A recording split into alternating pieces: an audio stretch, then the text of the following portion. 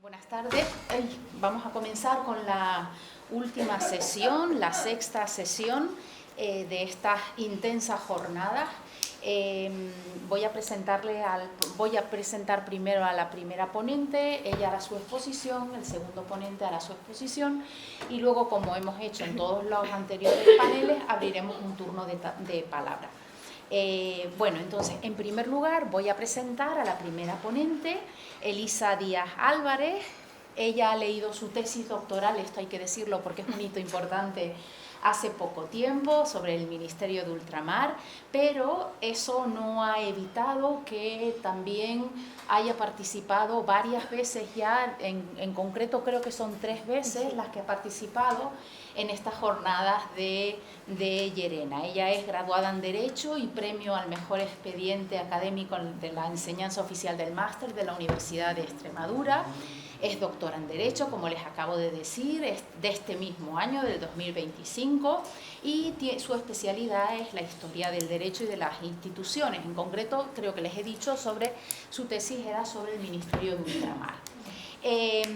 Colaboradora del Grupo de Investigación Extremadura y América. Sus principales líneas de investigación giran en torno al derecho indiano y la administración colonial española del siglo XIX, con diversas publicaciones y participaciones en congresos nacionales e internacionales. Es muy joven, pero tiene ya una amplia experiencia. Ella nos va a hablar sobre las problemáticas derivadas de la confiscación de bienes en las causas contra los judaizantes del Tribunal de Llerena. Un tema nada sencillo, pero que seguro que sale victoriosa de él. Cuando quieras, Elisa. Bueno, muchísimas gracias, Teresa, por esta presentación tan bonita. También me gustaría... ¿Aquí? Vale. También me gustaría agradecer a la organización, a quienes han sido mis directores de tesis, la profesora Beatriz Badorrey, que hoy no está aquí para acompañarnos, pero le quiero transmitir mi agradecimiento. También al profesor Pérez Fernández Turégano y al profesor Sánchez Lauro, que me han acompañado en esta aventura de la tesis hasta hace muy poco. Por supuesto, no puedo dejar de mencionar a don Luis Garraín y a Felipe Lorenzana, que también se portan siempre fenomenal conmigo y me invitan todos los años. Y, por supuesto, a los últimos, a los que quiero agradecer son a ustedes que están aquí presentes, porque yo soy consciente de que es una auténtica osadía estar un sábado a las 6 de la tarde escuchando hablar de confiscación de bienes, que es un tema árido y un poco pesado. Así que, bueno, yo voy a tratar de ser muy breve y muy clara. Cuando hablamos sobre la confiscación de bienes, yo creo que la primera pregunta que nos tenemos que hacer, o lo más lógico que nos podemos preguntar, es ¿qué tiene que ver ser hereje con que te confisquen los bienes? Porque al final la herejía es un delito que tiene más que ver con la conciencia, el profesar una religión, un credo diferente. Pero claro, esto tiene mucho que ver con la naturaleza jurídica de las conductas heréticas. Por eso esta primera parte quiero hacer un pequeño apunte doctrinal. Durante la Edad Moderna, la monarquía de España va a emplear distintos instrumentos para reafirmar su autoridad.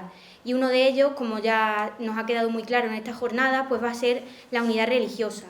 Cuando los gobernantes pasan a ostentar el título de católicos, la defensa de la fe romana se convierte, junto con la fidelidad hacia la dinastía, en un elemento constitutivo del cuerpo político. La actuación del Santo Oficio responde, pues, a esa necesidad de mantener la cohesión interna en unos dominios donde conviven personas muy diversas en términos de raza y de idiosincrasia.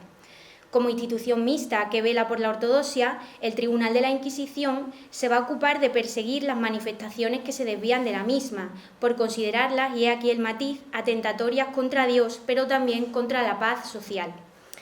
Por paz social, que es un concepto un poco indeterminado, tenemos que entender algo parecido a lo que hoy la legislación regula como orden público, solo que evidentemente en un contexto donde la pureza de sangre tiene una importancia extraordinaria a todos los efectos, sociales, personales, culturales e incluso laborales, para acceder a cargos.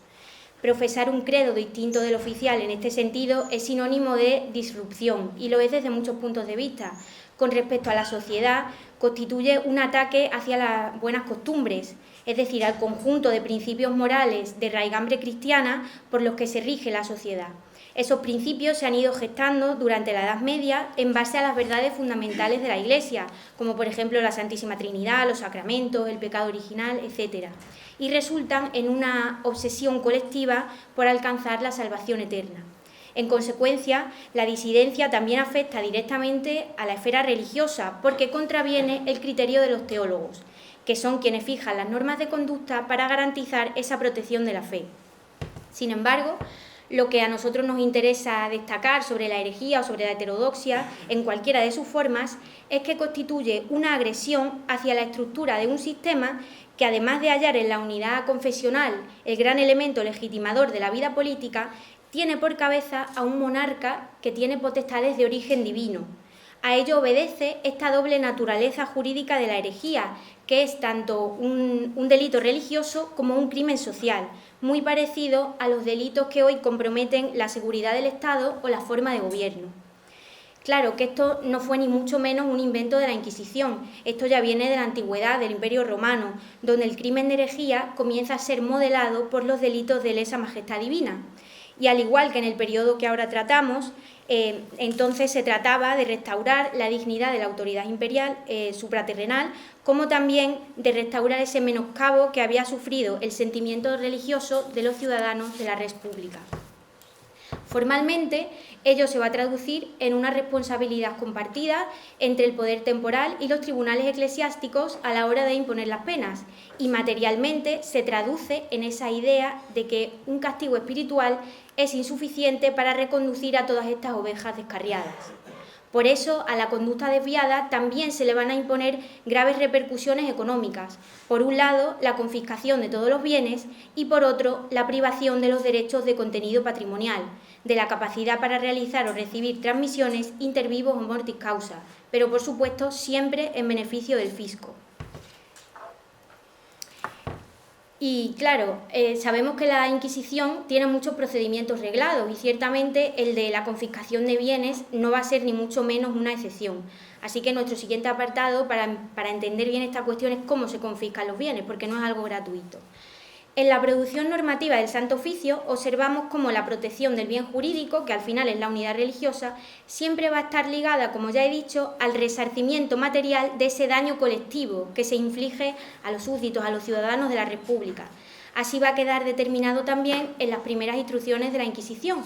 Y aquí tenemos recogida la cita donde aparece, que nos dice: otros sí, los herejes y apóstatas, por el mismo caso que caen en el dicho delito y son culpados en él, pierden todos sus bienes y la administración de ellos desde el día que lo cometen, y los dichos bienes y la propiedad de ellos son confiscados y aplicados a la Cámara y Fisco de sus Altezas si los tales herejes son legos y personas seglares. De esta forma, las confiscaciones pronto se van a convertir en la principal fuente de ingresos del aparato inquisitorial, más aún una vez que la corona decida desvincular su financiación de los fondos de la Real Hacienda. Lo podemos comprobar en esta tabla, que es relativa a los ingresos por confiscaciones del Tribunal de Llerena. Bueno, como podemos ver aquí, pues pese a todos los vaivenes de la política inquisitorial, que ya nos han explicado quienes me han precedido, pues los ingresos por confiscaciones de la Inquisición de Llerena prácticamente no bajan de los 700.000 maravedíes de media anual, que en términos económicos es mucho dinero. Pero claro, esta Inquisición tiene que sufragar muchos gastos, tiene que correr con los gastos de las festividades cívicas y religiosas, con los de los reos, como por ejemplo el alojamiento, la comida, los médicos, etcétera, también con los salarios del personal, y además tiene que mantener los edificios, que también se nos han mencionado aquí en alguna ocasión. Todos estos datos lo que explican ciertamente es una preocupación por instituir un procedimiento en el cual se contemplan toda clase de contingencias, empezando por el fraude. A fin de cuentas, va a ser muy habitual que cuando las familias conversas tengan noticia de que un pariente iba a ser aprehendido por la Inquisición, vendieran sus bienes a un tercero de confianza. Como esto era algo temporal, esa despatrimonialización se revertía en cuanto pasaba el peligro, provocando una notable pérdida económica para el fisco inquisitorial. Una vez que se producía la detención del sospechoso de herejía, este era sometido a un interrogatorio, que en términos jurídicos se llama audiencia de Hacienda, para que se pudieran inventariar todos sus bienes. Y esto, por supuesto, se hace en presencia de varios funcionarios: el alguacil, el receptor o subteniente, el notario de secuestros y el secuestrador o depositario. Para asegurarse también de que el reo no mentía en las declaraciones, dado un momento, pues se decreta que le asista otra persona que le empuje un poco a recordar todos los bienes y todo el patrimonio que tenía. A continuación, una vez que se termina ese inventario, el notario lo tiene que leer en voz alta para que el reo dé su conformidad o agregue alguna posesión material que todavía no hubiese declarado. Sobre esto cabe señalar algunas particularidades. La primera es que ese inventario está limitado a los bienes que están en el poder del reo, dejando fuera los que fueran litigiosos hasta que el Santo Oficio dirimiese a quién pertenecían. Ahora bien, los bienes que fueran consumibles, como por ejemplo el pan o el vino, se vendían en pública almoneda, mientras que los inmuebles que pudieran ser objeto de arriendo se les buscaba un arrendatario para que pudieran seguir arrojando beneficios. Como vemos, no se da nunca puntada sin hilo. Y en segundo lugar, las preguntas del interrogatorio siempre están predeterminadas, al igual que en todas las fórmulas que se emplean en los procedimientos inquisitoriales. Y todo esto para que el reo no se escudara en el olvido. Las preguntas o la información que se le pedía la tenemos ahí. La información personal, el nombre, el lugar del nacimiento, la vecindad, la edad, el oficio, los bienes muebles e inmuebles que conformaban su hacienda. Por un lado, el oro, la plata, las alhajas, los esclavos, las mercaderías o las cabezas de ganado. Y por otro, los terrenos, las casas o locales comerciales, y todas ellas con su tracto legal, es decir, con las transmisiones, los pagos, las escrituras, los gravámenes, etc. También se le preguntaba por las deudas contraídas, especificando la identidad de los acreedores, el concepto y las cantidades. Otra cuestión muy interesante que se le preguntaba era el estado civil. Si el reo era casado, se le inquiría sobre el cónyuge y los hijos, así como sobre la dote, las arras u otras donaciones que hubiera recibido el matrimonio. Pero en cambio, si era soltero, tenía que aportar las escrituras que acreditasen actos de liberalidad, como las mejoras o las donaciones. También se le aplicaba esta regla al peculio que los padres entregaban a los hijos emancipados.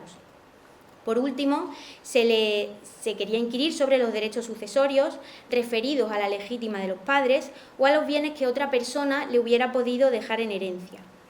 De esta forma, el Tribunal de Distrito se va a quedar con la relación que había redactado el notario de secuestros, aunque se va a enviar una copia al Consejo de la Suprema.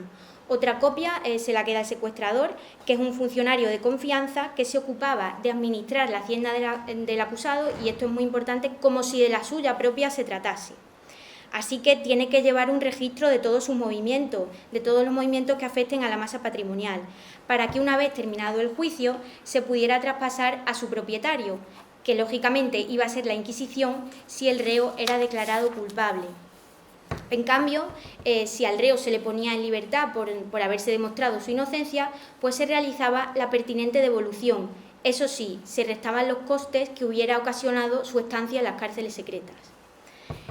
Pero claro, aquí se nos plantea otra cuestión, y es que una cosa es el procedimiento y otra cosa es la práctica diaria de los tribunales, que siempre es mucho más compleja de lo que se puede apreciar en todas estas reglas, ¿no? Porque claro, dentro de las masas patrimoniales había bienes litigiosos, pero también había derechos, había créditos y había acciones que afectaban a terceras personas. Desde el punto de vista procesal, a la vez que se depuraban las responsabilidades derivadas del delito de herejía, se podía abrir una pieza separada ante el juez de bienes del tribunal para resolver todas esas cuestiones relativas a la confiscación. Las investigaciones que se han realizado en diferentes tribunales de la península coinciden en que lo usual en estas tercerías de dominio era interponer la demanda una vez que los inquisidores dictaban sentencia, lo cual siempre ocasionaba algunos problemas. Por ejemplo, y antes de nada, habría que trazar unos límites temporales. Las instrucciones del Santo Oficio establecen que la confiscación opera ipso iure, es decir, en el mismo instante en el que se incurre en la conducta delictiva, sin importar cuándo se imponga la condena. En el caso de los judaizantes o de los cristianos nuevos, para determinar el momento en el que han judaizado, se toma como referencia la recepción del sacramento del bautismo, que por supuesto lo vuelve todo muy complicado. El carácter retroactivo de esta figura va a dejar lógicamente una carga muy pesada sobre los hombros del receptor, porque él es el que tiene que recuperar todos esos bienes que el reo hubiera enajenado por cualquier título en los años anteriores a que se inicie el proceso. Dicho de otro modo, quienes eran actualmente propietarios o poseedores de esos bienes quedaban obligados a devolverlos sin que cupiese indemnización. salvo el reintegro del importe de las mejoras, puesto que se consideraba que ese negocio jurídico que había hecho el judaizante con esta otra persona era nulo, que se había efectuado en fraude de acreedores. Por lo tanto, quedaban invalidados todos los actos del hereje, las enajenaciones, las obligaciones, las deudas, etc. En esta ardua tarea, que ya digo que era muy complicada, pues intervenía la política del miedo. Si tras la audiencia de Hacienda la Inquisición sospechaba de que existían bienes ocultos o deudas no declaradas, emitía un edicto que era leído en todas las iglesias a fin de que cualquiera que tuviese noticia del asunto lo comunicase inmediatamente al párroco o al comisario en un plazo de 3 días bajo pena de excomunión. En cualquier caso, al receptor pues siempre se le van a conferir poderes muy amplios para cumplir con esta misión tan difícil, por lo que si sabía de alguien que no hubiera dado cuenta de manera espontánea de esta vinculación con el patrimonio confiscado o que además se negaba a entregar la cosa o se retrasaba a la hora de entregarla, le podía imponer discrecionalmente una pena accesoria. Más aún, a los deudores que no pudieran asumir los pagos pendientes porque no tuvieran medios, se les enviaba directamente a las cárceles. Y ahora vamos a pasar, para ilustrar toda esta problemática, a algunas causas del Tribunal de Llerena. Yo concretamente me voy a centrar en una porque es un poco prototípica, que es la de Baltasar de Castro, y que ya mencionó ayer de pasada el profesor Baltar. Nos dice un estudio realizado por la profesora Isabel Testón que en la primera mitad del siglo XVIII, entre 1720 y 1740, el Tribunal de Llerena enjuicia un total de 114 judaizantes, la inmensa mayoría con comparecencias registradas en los 7 autos de fe correspondientes. Todos ellos fueron reconciliados, salvo una anciana vecina de los Santos de Maimona, la estanquera Ana López, que recibió la pena capital el 26 de julio de 1723 con señales de arrepentimiento. Todos ellos, naturalmente, sufrieron pena de confiscación. La verdad es que cuando abordamos el secuestro de bienes de Baltasar de Castro nos encontramos con una dificultad, y es que no disponemos con ese inventario que sale de su audiencia de Hacienda. Entonces, realmente la causa la tenemos que reconstruir con informaciones periféricas que vienen de esos terceros a los que perjudica todo este asunto. Para centrarnos un poco, el 30 de noviembre de 1722 se celebra un auto particular de fe en la iglesia de Santa María de la Granada. Entre los reos condenados por judaísmo, el primer nombre que nos aparece en la relación es el de Baltasar de Castro, que era un hombre de 49 años, nacido en Madrid, pero residente en Zafra. Baltasar fue reconciliado en forma con una condena ejemplarizante.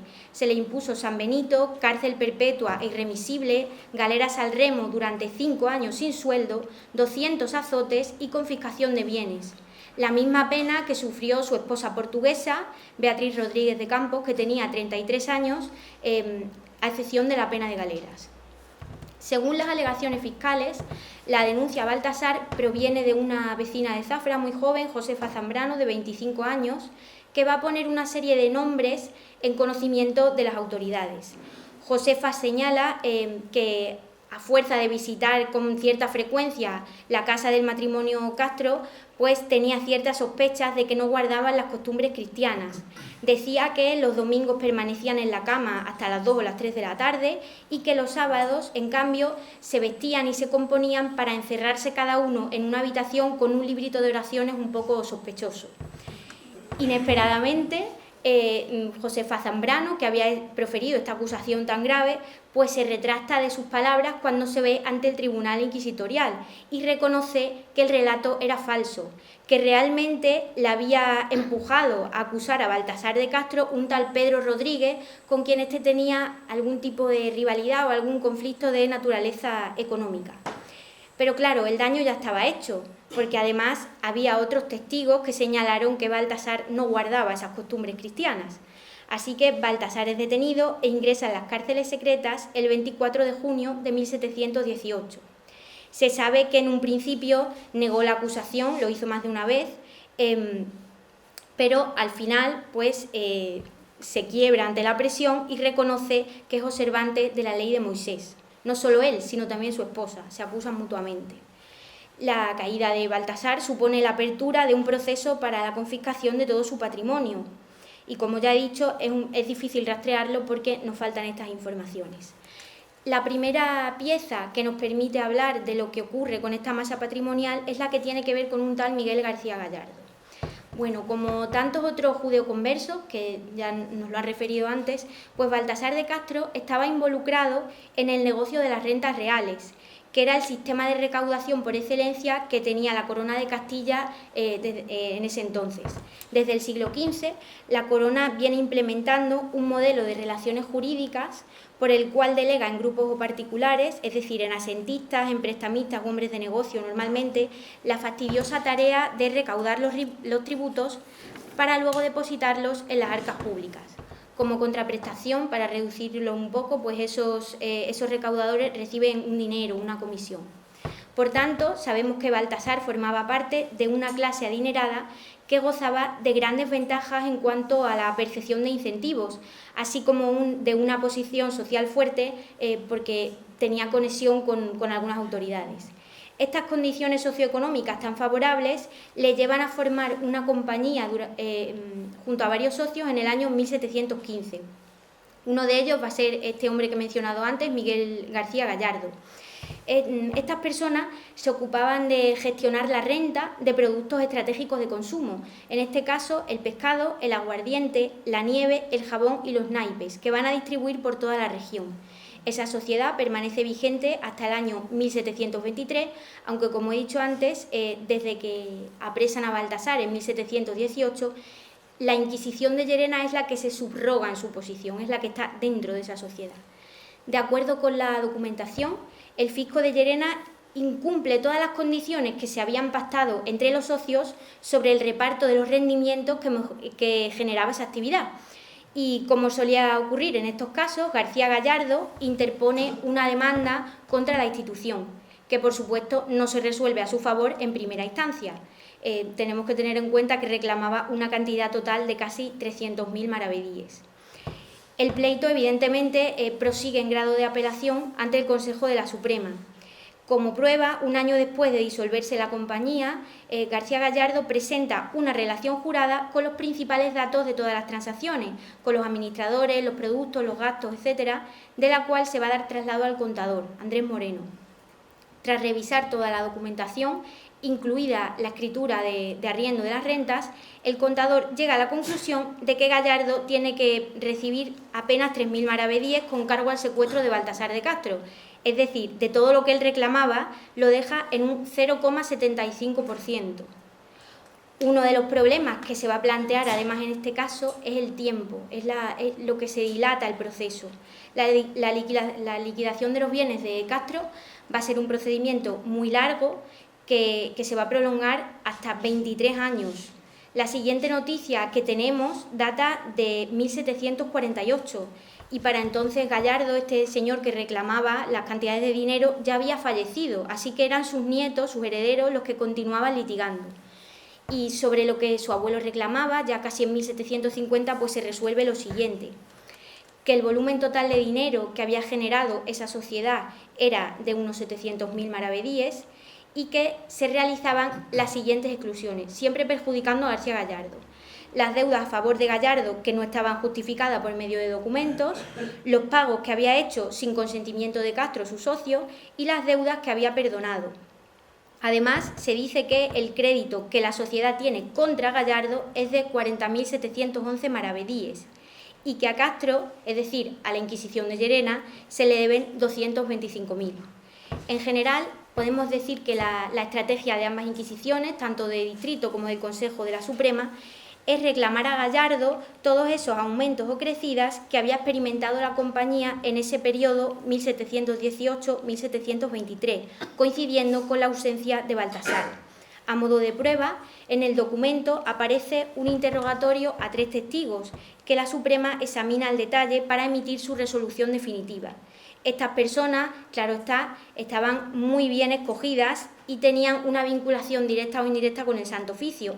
Fueron Fernando Castillo Calderón, que era alguacil mayor de la Inquisición de Corte, Juan de Cano Bustamante, que era oficial de Hacienda, y Manuel de Allende, que era oficial del Tribunal de la Contaduría Mayor. Todos estos testigos van a coincidir en que los gastos menudos, los que están destinados al sostenimiento diario de la compañía, no estaban suficientemente justificados por Gallardo, y Gallardo había aportado muchas facturas y muchas cartas. O sea que da un poco que sospechar, claro. Las cantidades que reclamaba Gallardo al fisco de la Inquisición de Llerena, nos dicen los testigos, eran excesivas. Consideraban también abusivos los gastos que Gallardo reclamaba en concepto de escritorio, y también respecto a los perdones que este socio Gallardo había concedido a ciertos deudores de la sociedad, a particulares o a pueblos, dijeron que se trataba de una práctica común en los negocios y por supuesto respaldaron la decisión del contador de excluir esas cantidades. El día de la vista se señala finalmente para el 22 de septiembre de 1753, es decir, 29 años después de que Gallardo presentara el recurso de apelación. Y la sentencia, como cabía esperar, fue completamente agridulce, porque aunque el Tribunal de Corte revoca parcialmente la resolución que Llerena había dado en un principio, dejando tan solo lo que no perjudicase al demandante, también confirma las modificaciones que había hecho el contador de la Suprema. Así que, en otras palabras, favoreció de manera velada a la sede extremeña, que a fin de cuentas era parte del organigrama del Santo Oficio. ¿Vamos viendo tiempo? Perfecto. En segundo lugar, tenemos otra pieza que nos permite arrojar alguna información, que sería la de Antonio Bejarano. En conexión directa con Baltasar de Castro, encontramos a otro reconciliado en el auto de fe de 1722, llamado José de Castro, que tenía 50 años.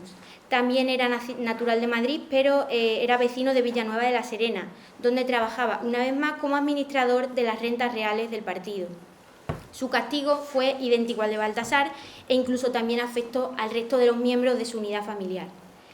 Entre los terceros involucrados en este expediente estaba el recaudador general de rentas de la provincia de Extremadura, Antonio Bejarano. Cuando el Tribunal de Llerena resuelve la liquidación de los bienes del secuestro de José de Castro en una sentencia de 1732, declara que Bejarano tiene que cobrar casi 500.000 maravedíes. Sin embargo, a petición del receptor del tribunal, la satisfacción del crédito queda suspendida temporalmente. El motivo se nos explica en un informe del procurador del fisco de 8 de marzo de 1729, en el que dice tener constancia de que Bejarano era deudor de otros secuestros en cantidades elevadas, que estaban pendientes de resolución judicial al momento de dilucidar esta causa. Hemos podido corroborar que esa suspensión de cobro se debió, entre otras cosas, a la implicación de Bejarano en el secuestro de bienes de Baltasar de Castro. En este caso, y por eso nos ha llamado la atención, podemos apreciar que hubo una inversión de papeles. En vez de que el particular afectado interpusiera la demanda, es el fisco de la Inquisición de Llerena el que lleva a juicio a tercero, reclamándole casi 700.000 maravedíes que pertenecían al patrimonio del reo. El pleito, una vez más, se va a resolver en grado de apelación ante el Consejo de la Suprema. El fiscal solicita que la resolución sea revocada en su totalidad, amparándose también en que el demandado estaba en situación de rebeldía porque no había comparecido. El núcleo de esta causa va a ser la renta de tabaco. Por un informe de la Contaduría se demuestra que Baltasar de Castro había dado pliego el 27 de abril del año 18 para introducirse en este negocio por un periodo de 2 años, hasta más o menos el verano de 1720. Este arriendo tenía dos particularidades. En primer lugar, la jurisdicción, que comprendía tanto la provincia de Extremadura como el partido de Valladolid. Y en segundo lugar, el pago, que debía realizarse a precio cierto por mesadas, una anticipada en dinero líquido y otra afianzada en persona abonada de comercio. Cuando la renta le fue adjudicada a Baltasar de Castro en subasta, este se la traspasó a otra persona, a Francisco Miguel de Alcalá. Fue entonces cuando la Inquisición lo apresó por judaísmo, por lo que el nuevo arrendatario pidió que se levantase la intervención que le había impuesto el superintendente de la provincia. El motivo que alegó era que el reo, que Baltasar, no había hecho más que la diligencia de dar pliego, sin llegar a participar de verdad en la actividad. Dicha solicitud fue elevada por todas las personas que estaban implicadas en el cumplimiento del importe del tabaco, el mismo Alcalá y otros hombres, Manuel Gómez Castel, José Benítez y Antonio Bejarano. La Real Hacienda efectivamente levanta la intervención. El 17 de junio del año 18, los interesados otorgan escritura de dar y pagar a quien hubiese de percibir legítimamente 500.000 maravedíes, los 500.000 maravedíes de beneficio, que por una mesada anticipada se había depositado en las arcas públicas para poder empezar a administrar las rentas de tabaco. Aclarado este punto, lo que hace la documentación es examinar todas las operaciones financieras que Bejarano había llevado a cabo en este periodo en que tuvo trato con Castro, de acuerdo también a lo que él había dicho en la audiencia de Hacienda. El procurador del Fisco de Llerena insiste en su pedimento en que dentro de la sociedad el papel de Castro simplemente se había ceñido a ser partícipe de las rentas de tabaco, habiendo depositado las cantidades en la tesorería religiosamente, como se demostraba en la correspondencia que él había mantenido con terceros. No quedaba, pues, ninguna cuenta pendiente con Bejarano. Sin embargo, como Bejarano buscaba la absolución en segunda instancia, pues también presentó otras cartas en las que se confirmaba que Castro no había realizado todos los pagos. Para la resolución del pleito se da credibilidad al recuento que el reo había hecho en la audiencia de Hacienda. Se conviene que la renta de tabaco de la provincia de Extremadura y del partido de Valladolid se había rematado sobre Castro, quien después se la cede a Francisco Miguel de Alcalá en sociedad con otras 3 personas. Se desestima, a la vista de las pruebas, todo lo que Bejarano había declarado, que pese a la renuncia, su antiguo socio se había reservado una quinta parte de los beneficios. Así que, siendo Bejarano partícipe principal del negocio, se mandó que se le retuviese lo que hubiera podido corresponder a Castro, condenándole también a costas por falsedad de todo lo que había dicho. Así que, en la primavera de 1738, se dicta sentencia a favor del Fisco de Llerena, amparándose, como dije, entre otras cosas, en la rebeldía de la otra parte. Y ya no les castigo más y paso a las conclusiones. Conforme fue avanzando el siglo XVIII, la confiscación de bienes cayó en desuso. La herejía había sido extirpada con tanta eficacia que ya la relajación y la reconciliación fueron cada vez más raras. Así que la principal fuente de financiación del Fisco de Llerena van a ser los censos, prácticamente. El rigor, además, otra conclusión, el rigor con que el sistema actuaba contra estas terceras partes inocentes era posible porque la Inquisición ejercía una jurisdicción exclusiva. No cabía apelación ante un tribunal imparcial, sino solo ante el juez de confiscaciones del Consejo de la Suprema, que lógicamente estaba tan interesada en obtener beneficios como los tribunales de distrito. Por otra parte, también vemos que la Inquisición tomaba algunos principios de la legislación civil, como por ejemplo la prisión por deudas, pero contravenía otros, como el de la restitución in interim, el devolver a una persona todo lo que le correspondía en estas situaciones. En el caso de los judaizantes reconciliados, se escudaba la Inquisición en que, aunque hubieran sido absueltos de la pena de excomunión, estaban dispuestos a cumplir cualquier penitencia, por dura que fuese, con tal de convertirse a la Santa Fe de corazón. Esta pena económica que se les imponía tenía un clarísimo objetivo recaudatorio. Bastaría comprobar cuántas causas hay en el propio Tribunal de Llerena en las que el reo es un acaudalado administrador de rentas reales, que, como dije antes, era uno de los negocios más lucrativos de aquel momento. Y respecto al procedimiento, pues habría que señalar algo fundamental, y es que formalmente la Inquisición confiscaba los bienes bajo una serie de reglas que estaban previstas en su legislación interna, incluso se podría decir que se guardaban ciertas garantías. Sin embargo, aplicaba una arbitrariedad absoluta en la fase probatoria, interpretando las pruebas documentales o testificales siempre en base a sus propios intereses. Así que ya la conclusión final, que es algo que quiero que se diga para reflexionar, pues es que la cuestión judía o el problema de la herejía no afectaba solo a estas comunidades disidentes, sino también a terceras personas que no tenían nada que ver. Muchas gracias.